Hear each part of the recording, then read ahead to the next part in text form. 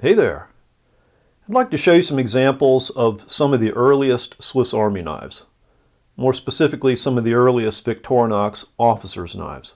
You know, here in the Americas, when we say Swiss Army knife, we're often referring to those little red knives with a corkscrew, or those knives that went on to become the little red knives with the corkscrew, because a lot of us don't even realize that there's another whole line of soldiers' knives that are the official army or military knife. But today we're looking at that smaller, more elegant knife that Carl Elsner had legally registered back in June of 1897. And I have three here on the table that I have collected at pretty considerable effort and expense. So I thought it might be kind of nice to put them all together and compare some of the features and talk about some of the changes that occurred during the early years. So we'll just start with the top one, which I believe is my oldest knife, oldest officer's knife. And the first thing you'll notice is that it has brown fiber scales. All the knives here have brown fiber scales because Victorinox did not come out with that red plastic until 1937. It was originally celluloid, a very unstable plastic, and then it evolved to become the Celador that they use today. Another very old feature of this knife that you'll notice is that it not only has visible pins, but it has four visible pins. Anytime you see this fourth pin on a Victorinox officer's knife, it's probably made before 1909. You'll also notice that it has no shield. Victorinox did not start putting shields on all their knives also until 1909, although you could get them optionally as early as 1903. Now, it doesn't have a shield, but one thing it does have, if you look very closely, you'll see a plus symbol here, a capital G, a capital F, and another plus. It's a little weak and hard to see, and there's scratches through it, but let me see if I can get this where we can see it. That's the logo for the George Fisher Company, an old line Swiss manufacturer that was founded in 1802.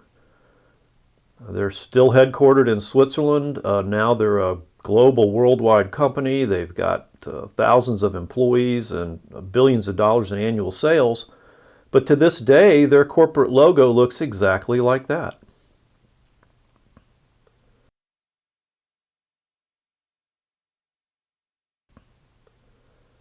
So I think that's very cool. That's just an authentic piece of Swiss history here on this knife. So let's take a look inside of it. And the first thing I want to mention is that this blade and these tools are carbon steel. Victorinox did not introduce stainless until 1923. And you'll notice it's a spear blade. They always have been continuously spear blades on Victorinox officers and sports knives, and no other blade shape on the main blade. Here is the tank stamp. It reads Army Swiss, and you'll notice, please, that the letters are slightly slanted, and there's the Swiss cross to the left. Elsner, Victorinox, they used this symbol from, I believe, like 1891 all the way up to 1951. It was changed around 1931, and I have an example of that. This is a standard from the 1940s. We can date this knife by the can opener. This safety can opener was produced from 1946 to 1951 approximately. And so here on this blade, we also have an Army Swiss tank stamp.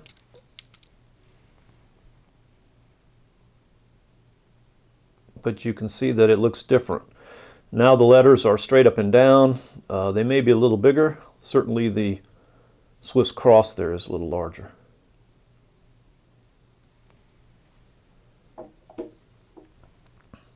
There's nothing on the reverse here. These officers' knives always came with a secondary blade, a small pen blade. It originally was a clip point blade like this.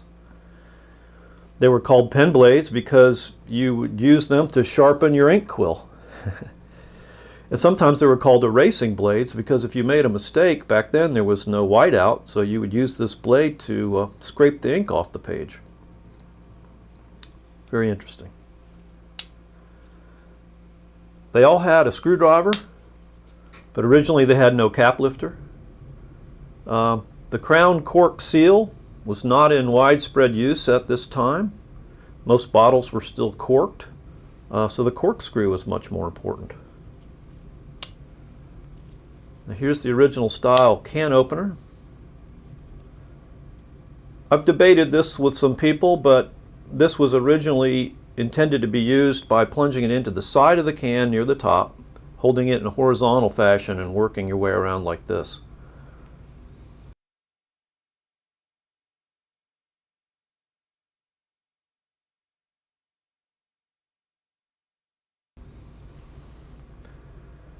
The way tins or cans were designed when this knife was produced is that they had a soft seam around the outside edge near the top, and they would be opened from the outside edge.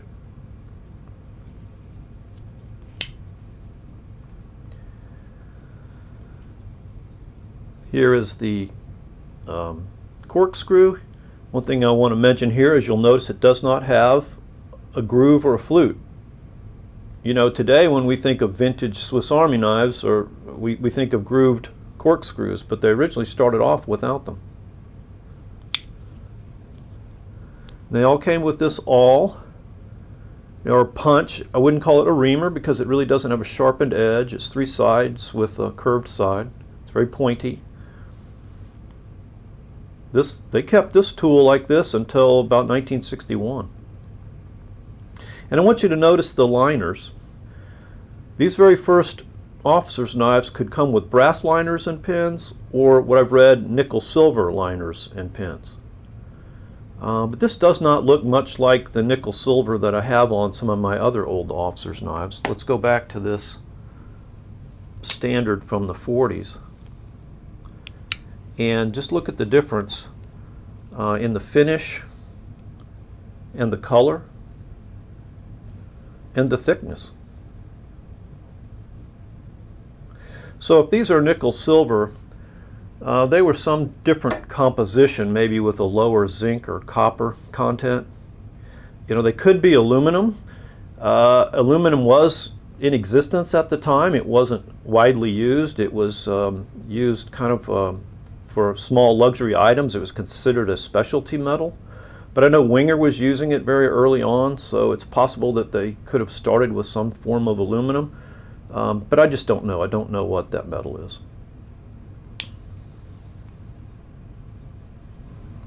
So originally the officers and sports knife came with those 6 implements I just showed you. And that's what made this knife special, really revolutionary. Because of floating back springs, you could have 3 tools operating off of 1 spring. So for a 2-layer knife now, instead of having just 4 tools, you could have 6, the corkscrew and the awl. But you may have noticed that this is a 3-layer knife, and that's because it has a wood saw.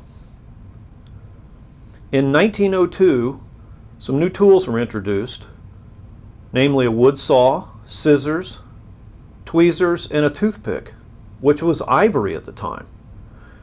That would be really cool to find one of those with an ivory toothpick.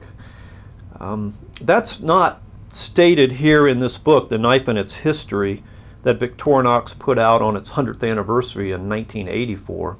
But it does come from a couple of other sources that are direct from Victorinox.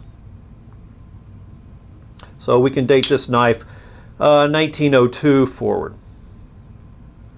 All right, this video is going to run a little long, so let's just take a break here, and then we'll come back and look at the other 2 knives.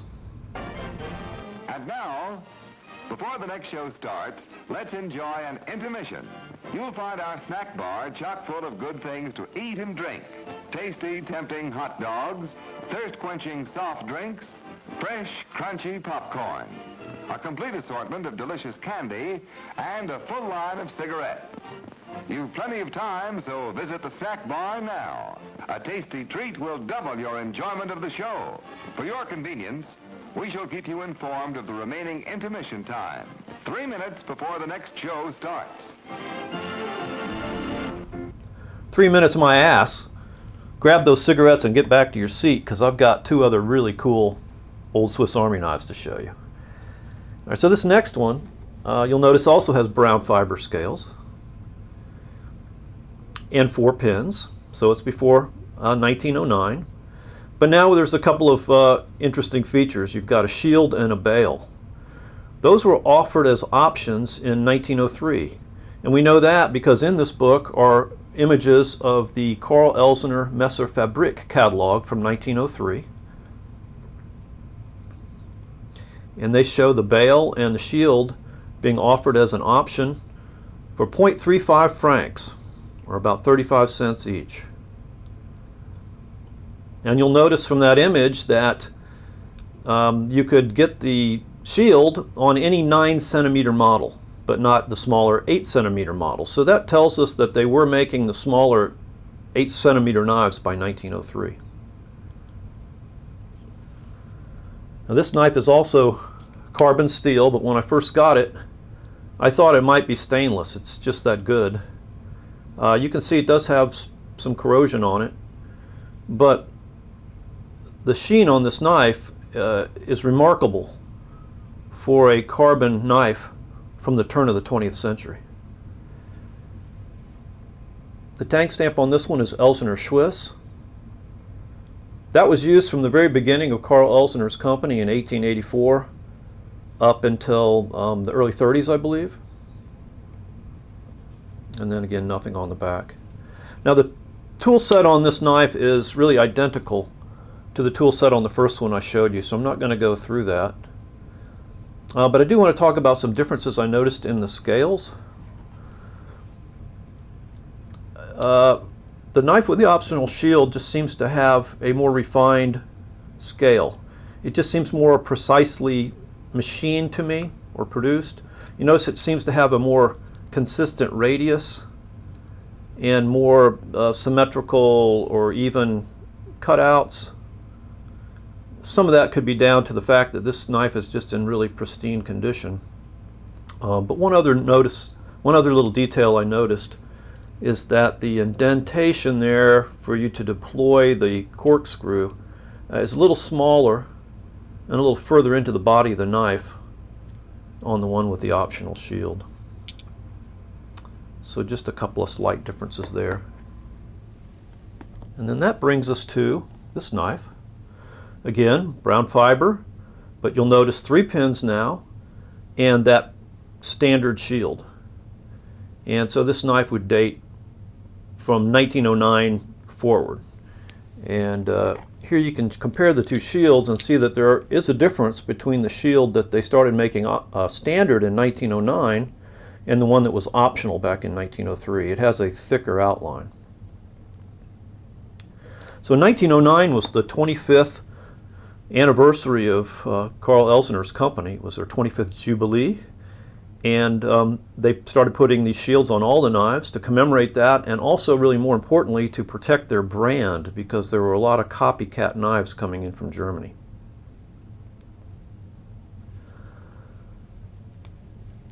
Now this particular knife is in stainless steel. Now, it is possible to get this variety with 3 pins and the standard shield in carbon, but this happens to be stainless, so this knife was produced after 1923. And on the back here you can see inoxide, an abbreviation for the French word inoxydable, meaning stainless. And on the tank stamp here, we're back to Army Swiss. Now there are some differences in the tools between this one and the other two, so let me just show you some of the differences.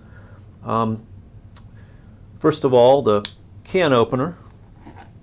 At first I thought was the same size, same shape, but when I looked at it more carefully, I noticed it's machined a little differently. It looks a little more narrow, and if you look at the cutout here, it goes a little deeper.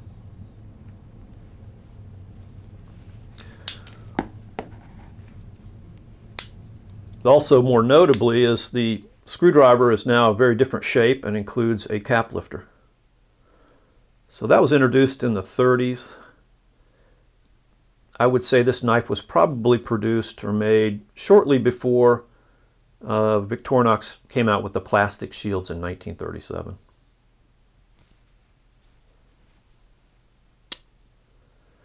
And then here we have a corkscrew that has a groove. So I don't know what year exactly they started doing that, but it was before 1937. And I want you to notice this knife has the brass liners and pins, which I think are just gorgeous.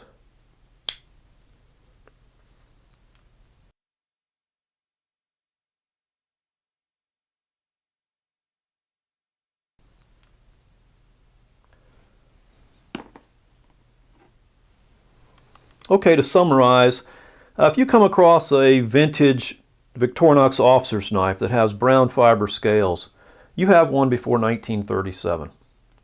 And if you come across one that has carbon steel, you've got one before 1923.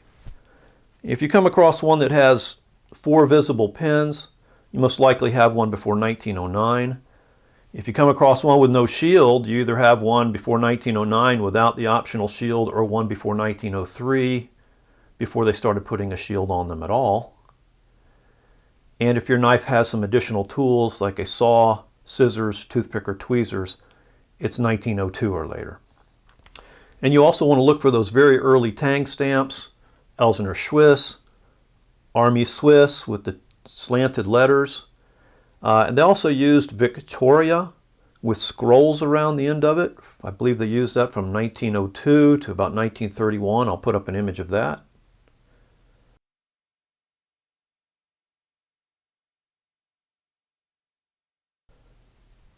So those are all great ways to identify a very old, authentic Victorinox officer's knife.